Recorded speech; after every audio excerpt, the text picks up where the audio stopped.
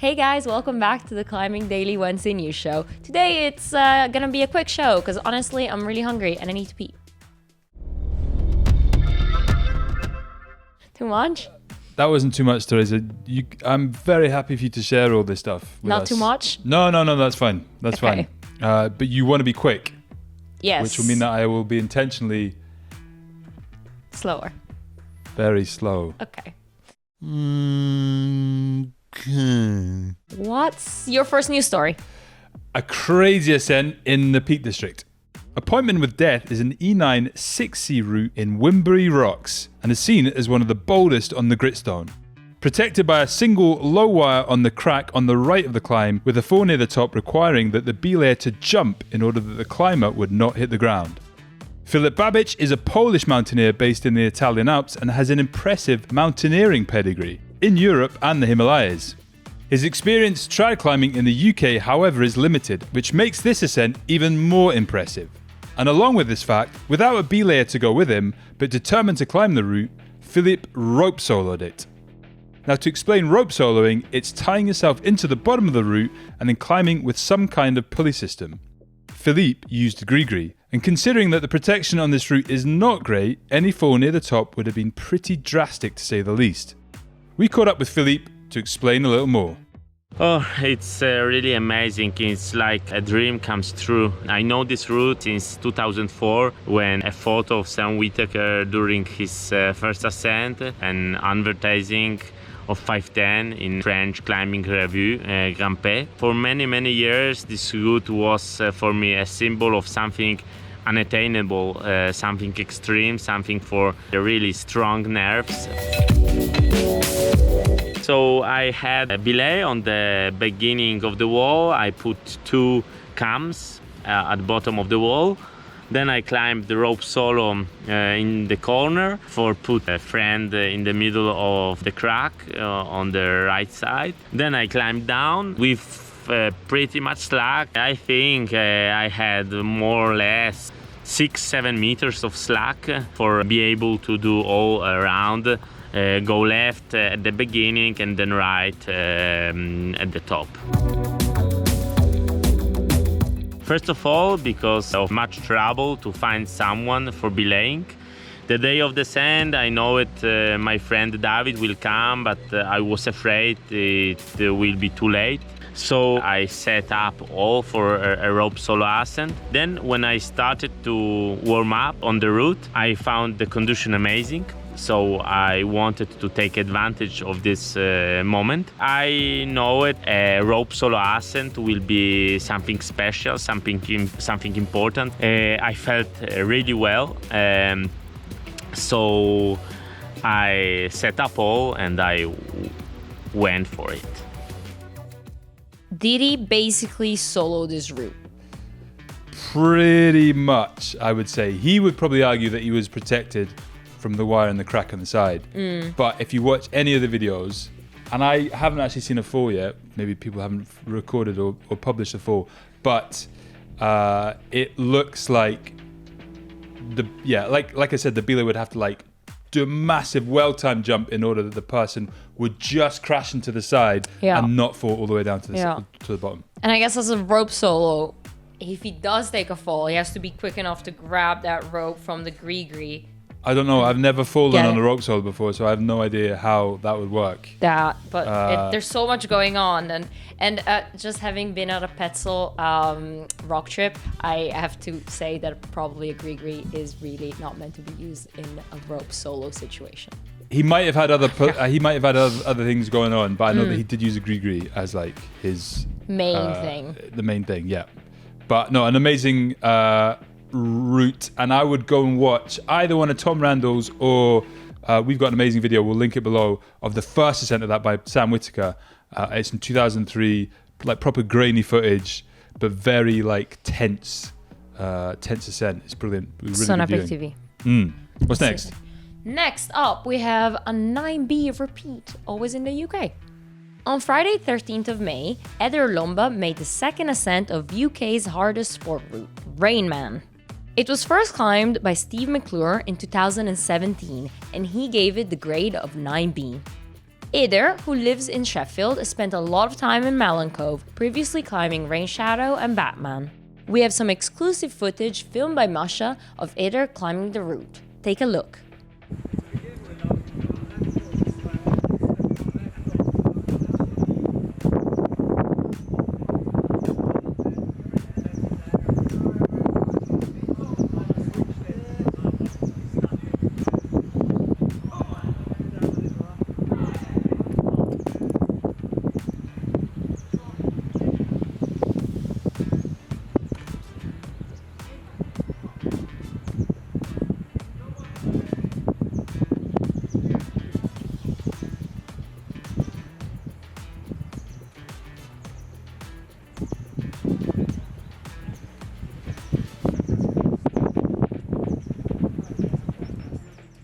So this is the first repeat of this iconic 9B route. Yeah, so Eder is a climber from the Basque country, and he now is living in Sheffield and has been climbing a ton there. And yeah, it's the first repeat after 5 years.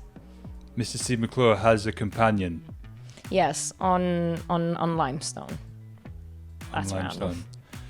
Amazing, good job. I've seen a video of him on a YouTube channel.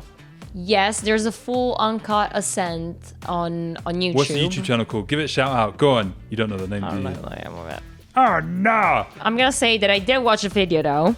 Yeah. And there's a little, maybe 5-10 seconds towards the end of it that he hasn't clipped the chains yet, but he just stops for a little moment. And I thought it was really like, I don't know, emotional, relatable, because it just like seems that he stops for a little moment, like takes it all in and then continues on to the chains. Monoculture Films, by the way. Thank you. Does he cry? Does he have a little cry before he No, it's drops just out? a little, he was probably just readjusting his feet and I read too much into it. But it does look like that.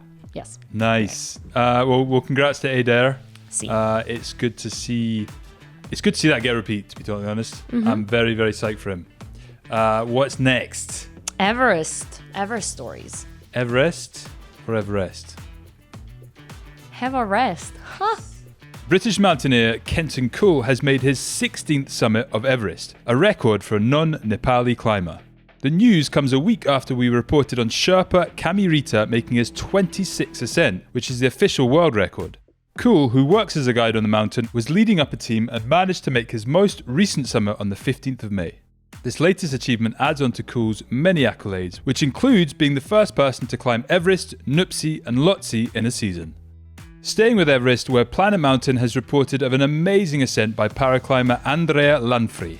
The Italian climber lost both of his legs and 7 fingers in 2015 due to fulminant meningococcal septicemia, and now uses prosthetic legs to walk. He has previously climbed a 7,000 meter peak Putha Hinchuli in Nepal with his teammate Luca Montari in 2019, which served as a test to see how his prosthetic legs would behave in high altitude. Now he has made an ascent of the highest mountain of all. Incredible. Some more incredible news from Everest. Yes. Every time I do an Everest story, I have to remind myself to take the pinch of salt out of my reporting, because it is Everest, and you kind of think it's been diluted and everybody's done it and stuff. But actually, the achievement in getting up Everest is incredible still, and even more so with these two stories. Yes, and Mr. Cool, I guess it was. Don't say it. Don't say it. You What? like his name, do you? But I think it's the coolest name. But also in 1996. He shattered both heels True. in a rock climbing accident. So there's a nice theme between the two of them. Coming back from adversity. I mean, double amputee and shattered heels. Let's But not yes, no, compare it's adversities, Teresa. Fine. All right, they're both come back from but yes, adversity. Two incredible stories. Yeah, no, two incredible stories. And Andrea Lanfri deserves a mention along with Kenton, because to get up Everest with 2 prosthetic legs. Insane, incredible achievement, and I'm sure we're going to hear more from him, because actually he's only on a roll. 36 or something like that. He's Yes. a young guy. Like I last say year that he as a did. 39-year-old. Last year he did this challenge of biking and then climbing from Genova up to Monte Rosa. Yeah, Which is like, a 4,000 meter peak and not an 8,000er, but still, it's quite a long way. yeah, big time. Nice But one. yes, What's next? Moving on to the 9A roundup. French climber Jules Marchaland climbed his first 9A Trip Tectonic in Gorge du Loup. It's a route that starts off on an 8B/plus into a pinchy boulder problem onto a very long 8B section.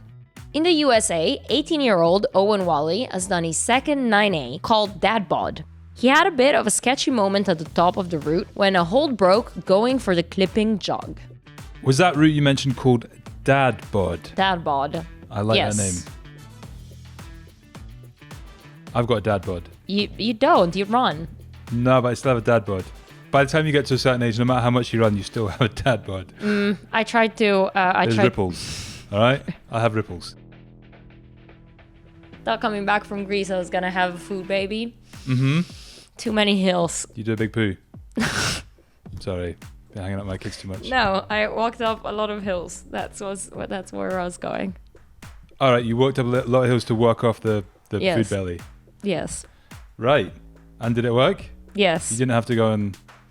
Okay. It came out one way. Let's not the move other. on to the 9B counter.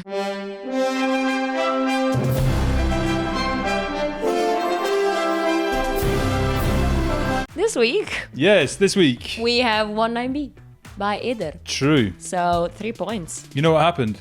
No. Somebody sent us an email with a 9B counter. They were getting bored of Mark, Steve, Tom, Pete. Us trying to do it. What's his name again?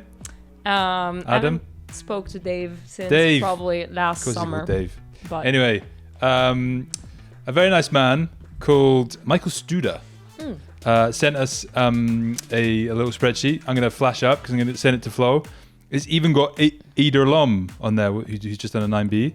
Ooh. Interesting enough, very interesting climbers called Teresa Maclure and Hugo Pilcher made it up there. They did a 9C. It's called ETVCDNS. Teresa made the first ascent. Matt and Hugo repeated it. I'm going to take the first repeat. Matt can take the second repeat. Okay. I don't know what that means, but that's fine.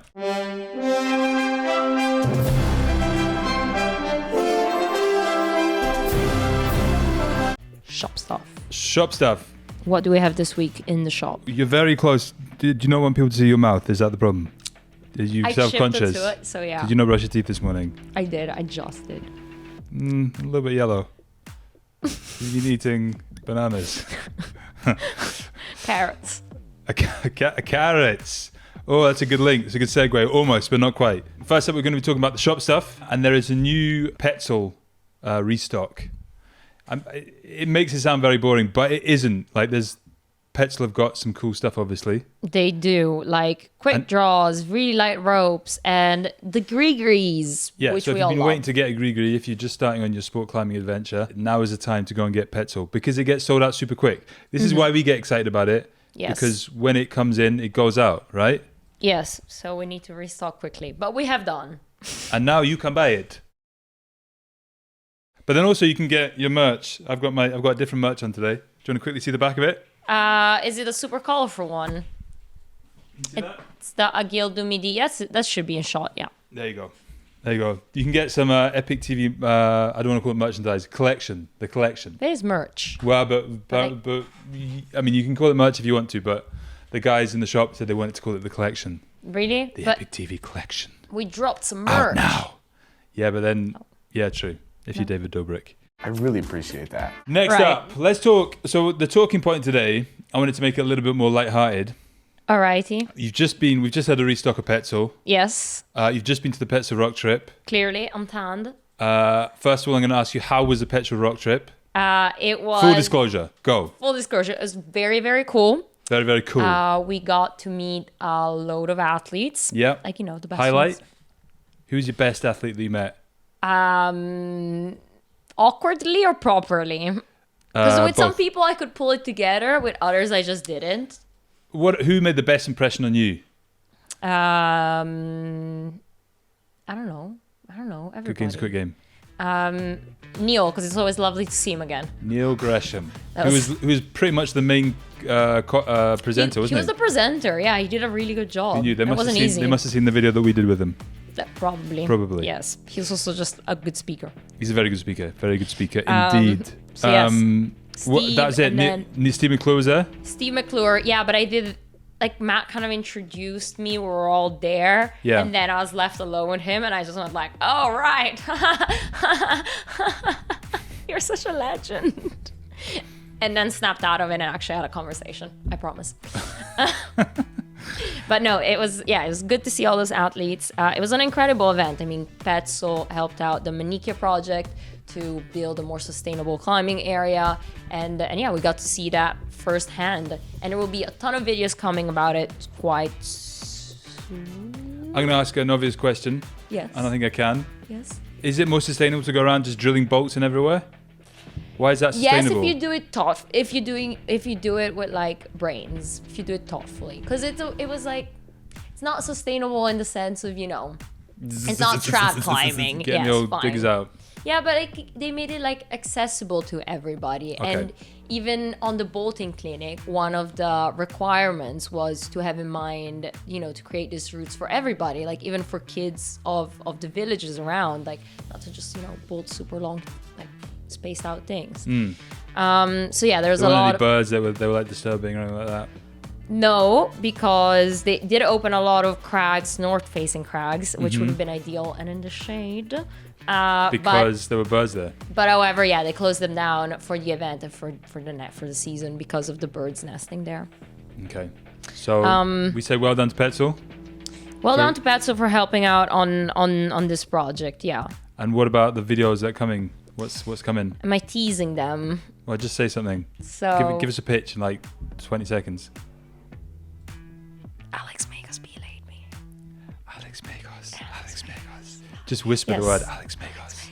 That's the pitch. So yeah, we managed to film with Alex, which I'm really grateful for. And did you completely lose it, or did you keep it together? Neither. You're just somewhere in the middle. Yes. What are your flirting skills like? Awkward. Really? Yes. Are you an awkward flirter? I didn't need to, but because he has a girlfriend. She wasn't there though. Yeah, so what? I respect it. No, but Alex Vegas. There's something happened during that with day. you and Alex Vegas. No. Right, you heard it here first. It's official. Sorry, I'm just kidding. That we got excited. Anyway. Awkward. Anyway, yes, we climbed a bit with Alex Megos. And what else happened? I'm trying to remember. So many things happened. You've lost us. You've lost us. I don't know. You should know because you only went there like 2 days ago. But and whatever. We also filmed with Clint, a really cool guy from London. And I spoke to him. I was like, you have a good accent. Let's film something. Did you impersonate his accent? Yes, of course. Oh, that's slightly offensive. It's on camera. No, it's not. It is kind of. He's cool. I tried to be cool. I'm not, Hi. You've got a cool accent. I'm going to impersonate you now. Hello. All right. Next up, what we got? Media. Yes. What's the media this week? I'm actually very excited about this week because this week we've got a very cool new series filmed by Marco Zanone about bouldering in Norway. Here's a little clip.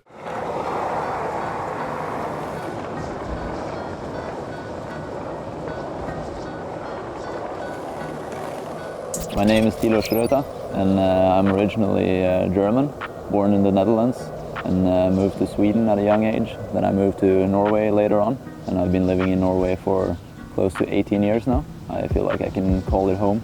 Yeah, I've been climbing for as long as I lived in Norway. My mother took me to the gym, and I've just stuck with it ever since. And now climbing is basically my life. Try to travel as much as possible and climb as much as possible.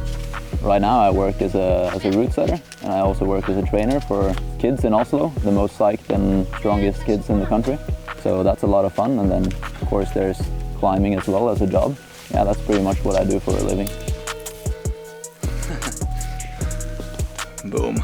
Well done. This is a really cool movie, and we've been waiting. It's not a movie, it's a series. It's a series. Yeah, it's perfect. That's even better, but it feels like a movie. Yes. Because it's so beautifully shot by Marco. And he filmed there with who? Talo and Tina? Are those the correct names? People's names that I can't pronounce. But it was in the clip, so don't worry about it if you want to know how to pronounce it, it'll be in the clip. Okay, next up, what have we got? Comment of the week. Comment of the week. Have you got a comment of the week? I do, but you have a song for us. True. You? Oh yeah, we couldn't. We're going to cut to a song sent to us by Cleo. We've already had it before, but for those who haven't heard it before, here it is again. Which is your comment of the week? Which is your comment of the week? Which is your comment of the week? That was a brilliant song. Okay. Thank you just for quickly, that. you want to say thank you to all the Climbing Daily fans that you met at Petzl Roc Trip. Yeah, I don't know why I forgot about it, but You yes, forgot we about met. them. You Sorry. forgot about them. That's gratitude. We met a lot of Climbing Daily fans, and they were all really super kind. And subscribe, because I heard a lot of people saying they watch our videos, but I was like, do you also subscribe to, So people watch the videos but aren't subscribed. I don't know, maybe. The truth is, we know if you watch the videos, there's enough data that comes through that we know where you live. Yes. And if we know where you live, we can come and see you. And if we can come and see you, we can come and scare you. That's a bit creepy. If you subscribe, we don't know this information. I don't know why that works like that, but that's the way it works. Anyway, comment of the week. What's your comment of the week?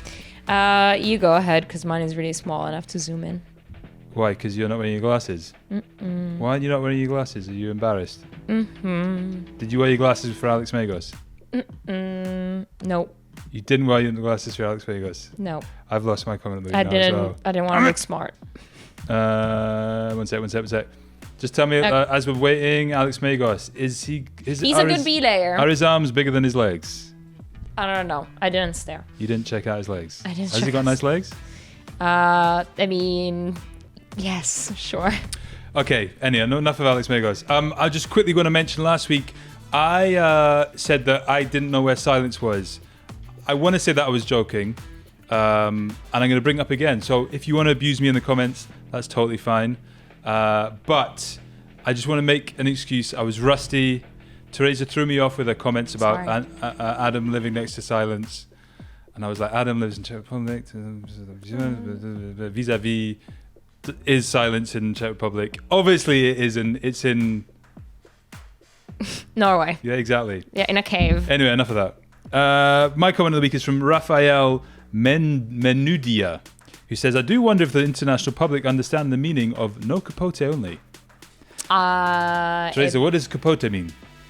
You told me this earlier. It's like a no shoe thing, right? Kind of, yeah. Capote, actually written capote, is a French slang meaning condom. And I think it effectively means no shoes only. Right. The That's condom, a long condom stretch. is slang for That's a shoes? long stretch. I think, well, correct me if I'm wrong. If I'm wrong, sue me. But I think that's correct. Charles Albert. Charles Albert, no condoms. Okay, my comment is from Filthy. Filthy. Yeah, I didn't read it until now. You guys do these shows in the same room. Yes. Special yes, we do. effects. No, that's yeah. Yes, we do. And then it's longer, but I honestly can't read it because it's so far. For some reason, I always assumed Matt and Teresa were recording this show remotely, blah, blah, blah. My whole life has been a lie until now. Sorry about that. Well, who's to say that when you guys do it, you're not in the different room? But when we do it, we're in the same room. Yeah, we're just more expressive with our hands. Okay, Yeah, on that note, none of that. Is that it? goodbye. Are we done? We done? We're done. That was short. That's short. Well done. Thank you for watching. Bye. Bye.